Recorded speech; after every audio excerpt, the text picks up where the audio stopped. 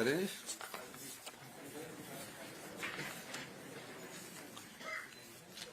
नमस्कार आप सब लोगों को। कल दशहरा है और दशहरे की आप सब लोगों को शुभकामनाएं। आज के जो प्रेस कॉन्फ्रेंस है उसमें मैं कुछ बातें आपके सामने रखना चाहता हूं। पिछले दिनों विधानसभा सत्र था और विधानसभा सत्र के समय हमने एक स्टेटमेंट पढ़ी थी। उस स्टेटमेंट के अनुसार जो हमारे सरकारी कर्मचारी थे जिनकी सैलरीज कैश फ्लो के कारण मिसमैनेजमेंट हुई थी, उसको हमने रेगुलेट किया। और उस समय भी मैंने अपनी स्टेटमेंट में ये कहा था कि हमें फिस्कल डिसिप्लिन और फिस्कल प्रूडेंस से आगे बढ़ना है। और हमारी वित्तीय स्थिति बहुत अच्छी है, लेकिन हम अनुशासन में रह के वित्तीय स्थिति को ठीक करना चाहते हैं। इसलिए कई सालों से 3 करोड़ रुपया हमारी सैलरीज और पेंशन्स का ब्याज के रूप में जाता रहा। हमने उसको ठीक किया और उस ठीक करने के बाद हमने ये कहा कि कुछ समय के लिए हमें अपनी सैलरी और पेंशन्स को 2-4 दिन के लिए डिले करने का हमने प्रावधान अपनी स्टेटमेंट में किया।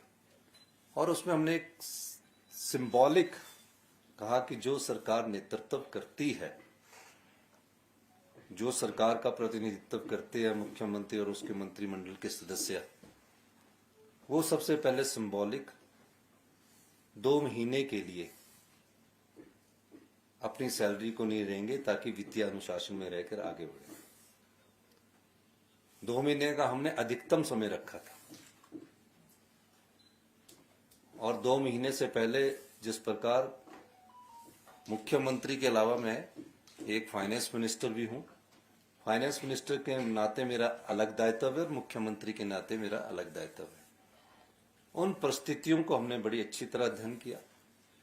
और मैं बार बार कहता हूं कि हम व्यवस्था परिवर्तन से आत्मनिर्भर हिमाचल की ओर जा रहे हैं। हम सत्ता में सत्ता सुख के लिए नहीं आए हैं, व्यवस्था परिवर्तन के लिए आए हैं।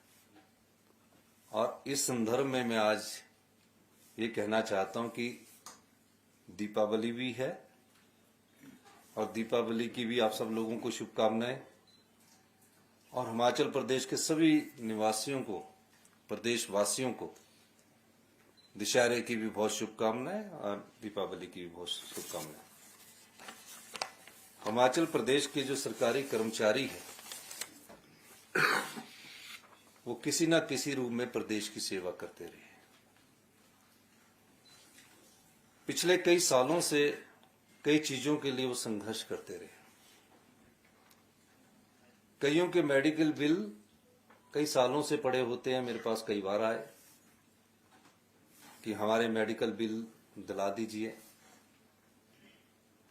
हमारी सरकार ने और मंत्रिमंडल ने हमने ये फैसला किया है, सरकारी कर्मचारियों के जो भी मेडिकल बिल होंगे उन्हें तुरंत प्रभाव से जो भी पेंडेंसी है उसको खत्म कर दिया जाएगा।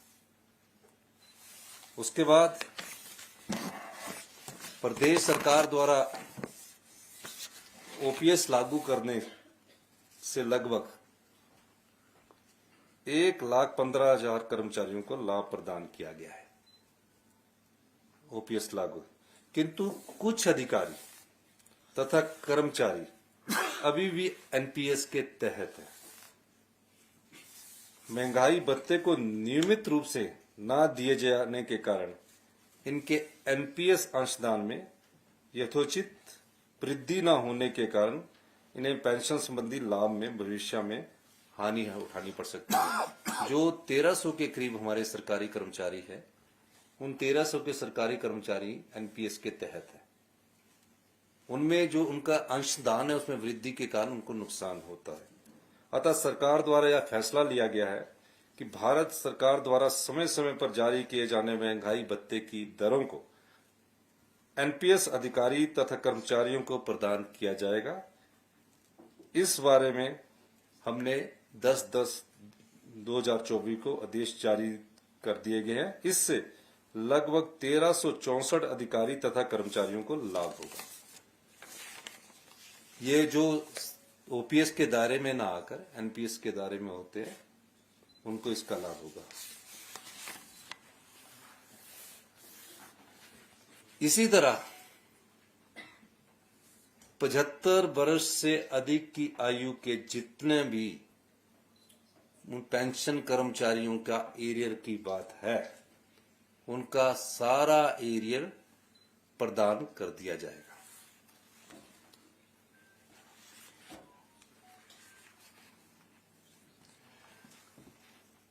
मैं प्रदेश सरकार के सरकारी कर्मचारियों और पेंशनरों को 1/1/2023 से दे महंगाई भत्ते की 4% की किस्त देने की घोषणा करता हूं।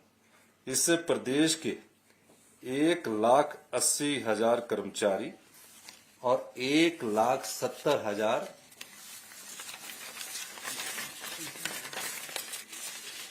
पेंशनरों को लाभ होगा तथा सरकारी कोष पर जो आने वाला अभी जो वित्तीय वर्ष है 600 करोड़ रुपए का भार पड़ेगा।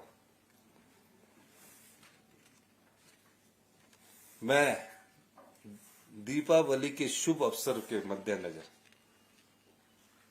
यह भी घोषणा करता हूं कि प्रदेश के कर्मचारियों और पेंशनरों को जो 1 तारीख को पे मिलती है और 9 तारीख को पेंशन मिलती है, क्योंकि दीपावली हमारा सबसे बड़ा त्योहार होता है, हम इनकी जो पेंशन हुआ है जो अगले महीने अक्टूबर में मिलनी है वो इन्हें नवंबर में मिलने, उन्हें 28 अक्टूबर में देने की भी घोषणा करता हूं। यानी कि उनकी जो पेंशन है, जो पे है, वो हम 4 दिन पहले उनको दे रहे हैं। यानी कि इस महीने की 28 तारीख को सभी कर्मचारियों को पेंशन भी मिलेगी जो रिटायर हो चुके हैं, और जो सरकारी में है उन्हें पे भी मिलेगी।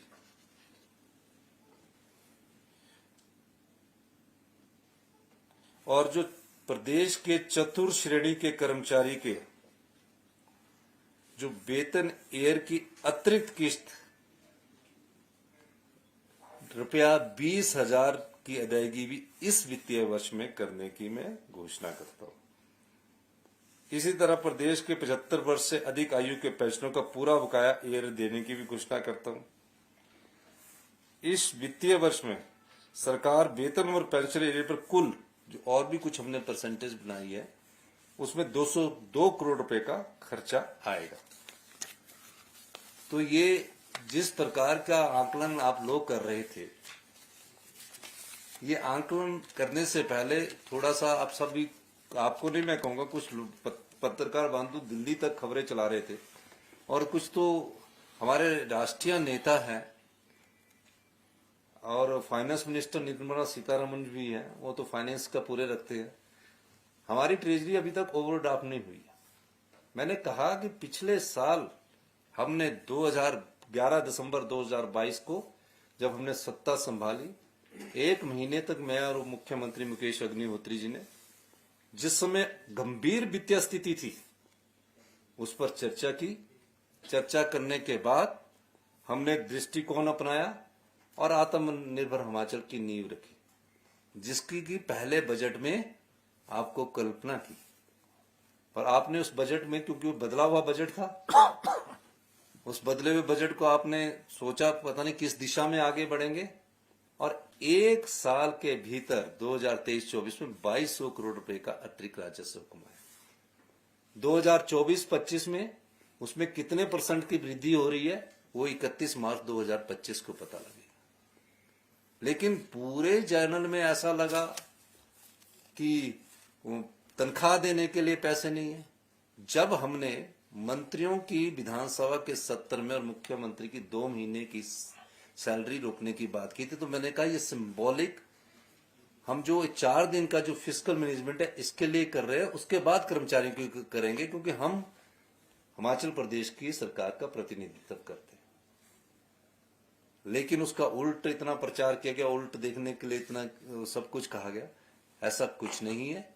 हिमाचल प्रदेश की वित्तीय स्थिति अच्छी है और हम बार बार कहते हैं कि 2027 में हिमाचल प्रदेश आत्मनिर्भर बनेगा और 2032 में हिमाचल प्रदेश हिंदुस्तान का सबसे समृद्धशाली और मजबूत अमीर राज्य बनेगा। ये मैं अभी से नहीं कह रहा, आप तो सारे मुझे सब रिकॉर्ड पहले दिन से मेरी आप स्टेटमेंट देखना।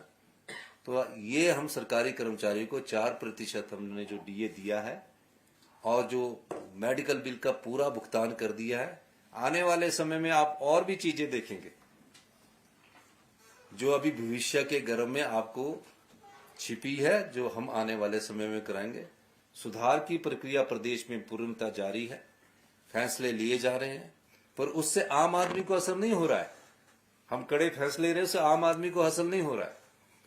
अभी तक हमने जो बिजली के बिल, जो बिजली की सब्सिडी बंद करने की बात कही है, वो अभी 75 लाख कर्मचारी जो 300 यूनिट से ज्यादा 300 यूनिट खर्च करते हैं, उनकी अभी सब्सिडी को कोई बंद नहीं किया गया। जो हमने कैबिनेट में फैसला किया, कोई बंद नहीं किया गया। और जो पानी के बिल की बात की गई है, आप बताइए कि 5 स्टार होटलों को और बड़े बड़े उद्योगपतियों को 1 रुपया प्रति यूनिट सब्सिडी देने की कोई बात नहीं होनी चाहिए। पानी के बिल की उनको सब्सिडी देने की बात नहीं होनी चाहिए। जो करोड़ों रुपया टैक्स देते हैं, जो 10-10 लाख रुपए इनकम टैक्स देते हैं, उनको भी फ्री देना चाहिए। किनको देना है हमने फ्री? जो आम आदमी है, जो गांव में रहने वाला गरीब आदमी है, जो गांव में रहने वाला किसान आदमी है, जो सही मायने में डिजर्व करता है, उसको हमारी सरकार पूरी तरह से आत्मनिर्भर बनाने की दिशा में भी काम करेगी। और जहां उनको जरूरत होगी कि ये इनका बिल नहीं भुगतान कर सकते, उस स्थिति में हम उनके बिल के भुगतान करने की स्थिति में भी हमारी सरकार उनको करेगी जो डिजर्व करते। इसी संदर्भ में मैं आपको कहना चाहता हूं कि हिमाचल प्रदेश की सरकार प्रदेश के कर्मचारियों का, प्रदेश के किसानों का, प्रदेश के बागवानों का, प्रदेश के मजदूरों का, प्रदेश की महिलाओं का, प्रदेश के युवाओं को रोजगार के अवसर पैदा हो, इस दिशा में हमारी सरकार काम कर रही है। और निश्चित तौर पर जब भारतीय जनता पार्टी की सरकार थी, उनको उनके बारे में पूछा जाना चाहिए था। चुनावों से पहले 5,000 करोड़ की रेवड़ियां बांटी गई। ये तो वो बात हुई, इस बार मैं देख रहा था, उल्टा चोर कोतवाल को डांटे। आप देखिए ना कि हर चीज में ब्याज 5 रुपए कम कर दिया गया, बिजली फ्री कर दी गई, मुफ्त की पानी की योजना ला दी गई, 900 के करीब इंस्टीट्यूशन खोल दिए गए। और फिर खूब खुश होते हैं कि प्रदेश के धन को हमने लुटा दिया है, और लुटाया भी ऐसा कि आने वाले भविष्य की युवा पीढ़ी के लिए कोई नया रास्ता छोड़ने की बात नहीं की। हम यहां सत्ता में ना प्रदेश की संपदा को लूटने देंगे, ना लुटाने देंगे, जो भारतीय जनता पार्टी ने किया है। इसीलिए मैंने कहा कि आरबीआई बता सकता कि हमने कब ओवरड्राफ्ट किया, फाइनेंस मिनिस्टर बता सकती थी कि हमने कब ओवरड्राफ्ट किया। झूठ के सहारे जब राजनीतिक रोटियां सेकने की कोशिश की जाती है, तो ऐसा उसके बारे में उन्हें विचार करना चाहिए, कोई भी व्यक्ति बोले।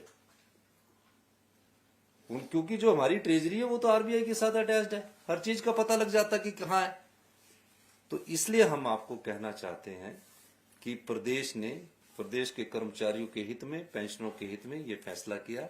और 28 तारीख को, पिछली बार हमने 5 को दी थी और 9 को दी, इस बार हमने 28 तारीख को दे दी। ये सब चीजें हम सरकार के हित में कर रहे हैं, आत्मनिर्भर हिमाचल बनाने की दिशा में बढ़ रहे हैं। आपका बहुत बहुत धन्यवाद। मुख्यमंत्री क्या रहेगा सर, डीए देने का फार्मूला क्या रहेगा? जो डीए 4% 2023 से डीए की 4% की एरियर जो 10,000 करोड़ का, उसमें 75 साल के